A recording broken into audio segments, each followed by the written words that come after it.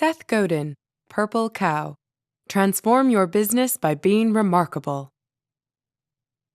If you look at a field of cows, guess what you'll see? Probably the view will be dominated by black and white, with perhaps a few splotches of brown thrown in if you're lucky. But probably none of these will really grab your attention. But now, imagine that you spot, against all odds, a purple cow in the field. It's safe to say you'd notice because the purple cow is really something remarkable. There's a lesson in there for all companies. If your products are like the conventional black and white or even brown cows, you can't hope to attract anyone's attention. Instead, you need to create something exceptional. A purple cow. In these blinks, you'll discover why your customers are your best marketers. You'll also find out why the Leaning Tower of Pisa attracts 100 times the amount of visitors that the Parthenon does.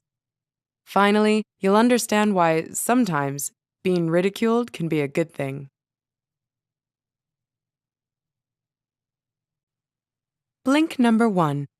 Advertising is losing its power because it is so abundant. You may have noticed that there is a tremendous change underway in the dynamics of marketing. In the past, if you turned on the television or read a newspaper, you would probably see only a few products being advertised.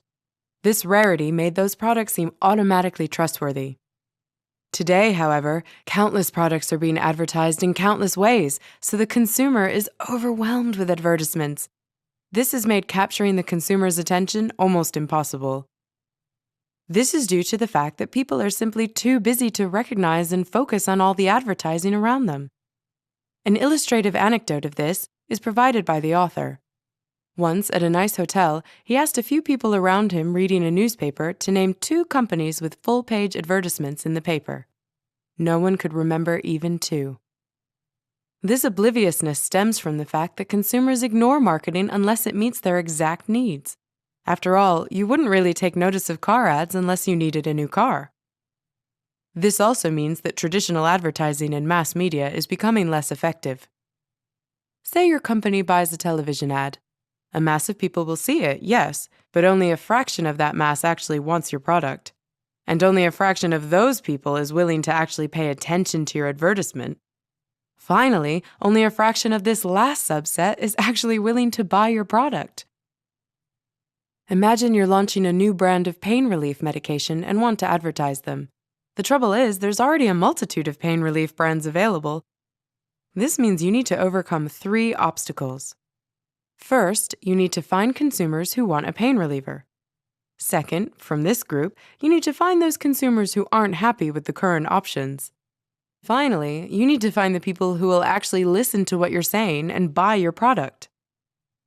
These trends make it increasingly challenging to really reach your target customers and market your products. Blink number 2. To make your product or service stand out in the modern world, it has to be remarkable.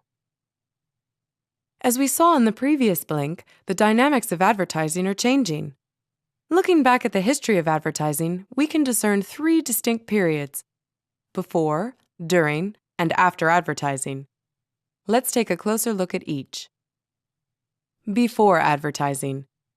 This is the oldest form of advertising, where consumers recommended the products and services that solve their problems to each other through word of mouth.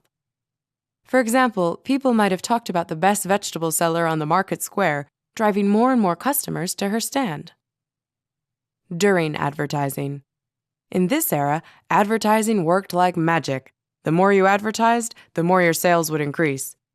Companies could buy ads to increase sales and profits, which could then be spent on yet more advertising in a virtuous circle. After advertising. This is the era in which we find ourselves today. We have reverted back to word-of-mouth promotion.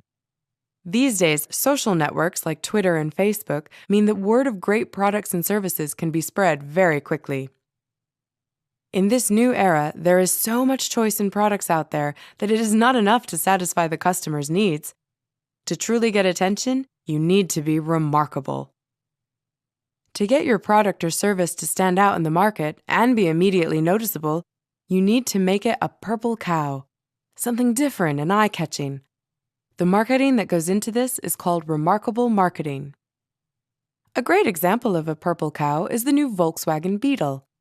The original Beetle had been popular and profitable for over 15 years, so the relaunch was a challenge.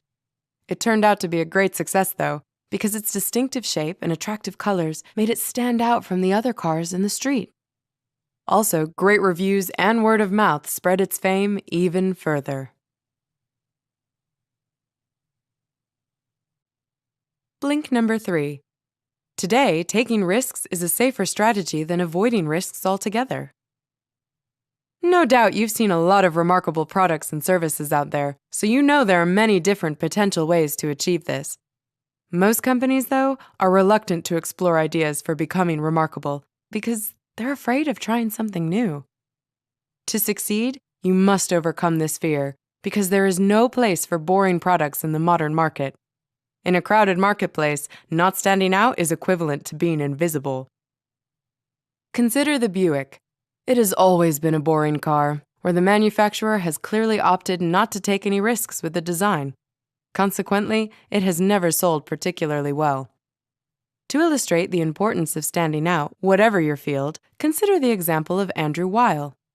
He attended Harvard Medical School, where the goal for most students was to become the best doctor around. But Weil chose a different path than his peers. He challenged the medical establishment by combining conventional and alternative medicine, a field often discredited by the medical establishment. The bold choice paid off, and today he has helped hundreds of thousands of people through his clinics, writing, and presentations. Another popular but poor strategy for business is follow the leader, emulating the actions of the leaders in the field. But this strategy will never make you a leader yourself. This is because the leaders likely attain their success by taking risks and creating something exceptional. If you merely imitate this, you will not be remarkable. Companies who choose this strategy inevitably fail in the long run because their market is bound to change sooner or later, at which stage they'll be trapped as they won't have any experience in trying out new things. Just consider the music industry. For a long time, record companies just mimicked each other, producing near-identical products with similar labeling, packaging, etc. But when the technological landscape changed, spawning, for example, online music stores, the record companies felt trapped because they had no experience in dealing with change. Blink number 4. Focus on the customers who are willing to both try something new and spread the word. So now you know that you need a remarkable product. But once you have one, how do you tell the world about it? Basically, to find the right method, you must first know that there are 5 groups of people who will likely use a product. First, there are the innovators, people who are eager to try new things and be at the cutting edge. Next, there are the early adopters. They are interested in new products because they want whatever advantage they might provide. Then there are the early and late majorities. These people are the pragmatists who adopt proven products because everyone else is using them too. These groups constitute the majority of the customer base. Finally, there are the laggards, who are reluctant to adopt anything new and will only do so when they absolutely have to. Traditional marketing wisdom suggests that because they constitute the largest segment, you should target the early and late majorities first. But in fact, this is a mistake, as these people are reluctant to adopt new products before they are widely used. Instead, you should target the early adopters. They are likely to discover new products, and even more crucially, they can create buzz around the products.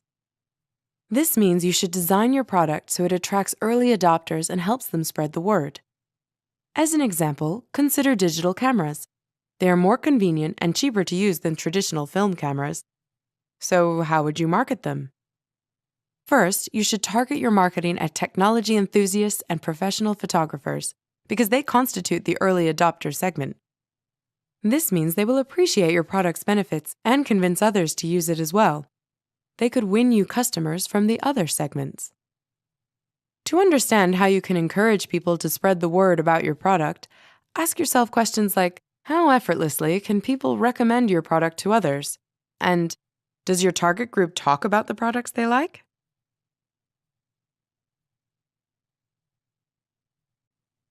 Blink number 5. Marketing is about inventing the product, not just selling it after it's been made. What do you think marketing really entails? Traditionally, it was thought that marketing is about communicating the value of products and services once they've been produced. But in fact, this is just advertising. Marketing comprises much more. Marketing is actually about inventing the product. Successful products have been built from day one so that every aspect of the product, design, production, pricing, and sales, is influenced by marketing considerations, meaning how to make the product such that people will talk about it. For example, the CEO of the airline JetBlue asked the head of marketing to be involved in product design and employee training from the start. What's more, marketing means finding a competitive advantage, an edge, that will differentiate you from competitors. To discover your edge, you must try out various ones, carefully comparing where your and your competitors' products differ in aspects like pricing and promotion. Because the heart of marketing lies in your actual product, you should come up with a simple and easy slogan that conveys the main message behind your product. For example, consider the Leaning Tower of Pisa. It's a world-famous tourist attraction because its main message is so easy and simple to spread. It's a leaning tower. This is its slogan. Meanwhile, the Parthenon in Athens, while beautiful and historically more significant, lacks such a slogan and therefore only gets 1% of the annual visitors that the Leaning Tower of Pisa gets. Another example of a great slogan, though a wordless one, is the signature blue box in which Tiffany & Co. jewelry comes in. It radiates a message of elegance and quality, and every time someone gives it as a gift, they are spreading the word about the brand.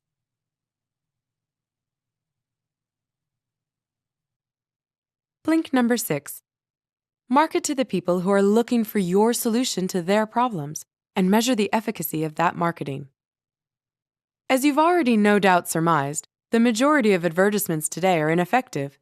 The people who see them either aren't interested in the product, or they're not part of the early adopter segment who are open to new products and eager to spread the word about them. So you may well ask, what's so special about the advertisements that do work? And how can you tell if yours do? The key is to target your ads effectively. This is because while earlier marketers could choose whom they wanted to reach, these days the sheer abundance of advertising means it is the customers who have to choose to listen to you. This means your advertisement has to target people looking for a solution, your solution, to their problems. And this is achieved by putting your ad in a place where they are looking for it. For example, Google ads work well in this respect because people type in search terms that reflect what they're looking for, and the ads are selected to offer a solution to whatever problem they express. Whichever way you advertise your product, you will still need to measure the effectiveness of your marketing. This is the only way in which you can find out what works and what doesn't, so that you can optimize your actions. For example, the clothes retailer Zara keeps a close eye on how its products are received in stores and out in the world, and it adjusts its selection of clothes every 3 or 4 weeks accordingly. Remember, you can only improve that which you can measure, so in addition to thinking about the effectiveness of an action, you should always also consider how much it will cost you to measure it. Blink number 7. Many companies fear the criticism, ridicule, and change that being remarkable would bring. Many companies find it hard to be remarkable because they are afraid. Let's examine some of the things they're afraid of. First, they're afraid of criticism. Being remarkable means attracting criticism because you will stand out of the crowd. For example, the new CTS Cadillac has been widely criticized because it's ugly, despite the fact that it has sold well and those that bought it love it. Creating something exceptional simply attracts criticism. It's inevitable. But criticism doesn't mean failure. In fact, if you don't attract any criticism, you should worry, because it means you're playing it safe, and as mentioned earlier, this is the road to failure. Second, many companies are also afraid of being inadvertently offensive or looking ridiculous if they are too bold. Indeed, being different can cause people to make fun of you.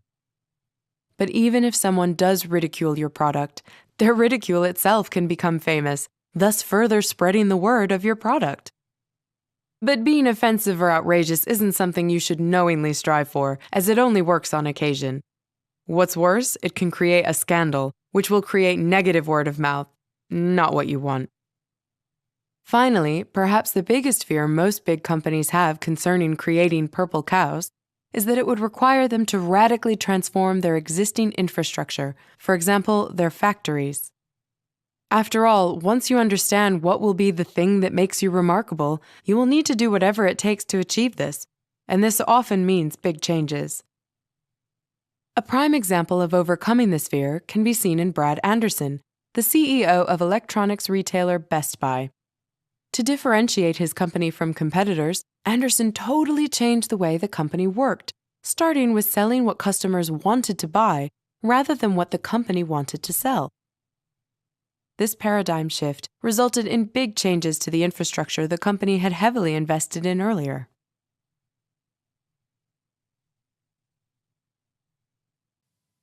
You just heard the blinks from Seth Godin's Purple Cow. The book's key insight is that in today's crowded marketplace, there's no room for ordinary products or services anymore. Either you're remarkable or you die. To become remarkable, you need to boldly take risks and not worry about criticism. Then, when you start spreading the word of your remarkable product or service, you need to target the people who are both willing to try new things and eager to spread the word to others. Well, before you leave, don't forget to subscribe to Books in Blinks and leave your thoughts in the comments section below. Also, check out the other titles in our playlist.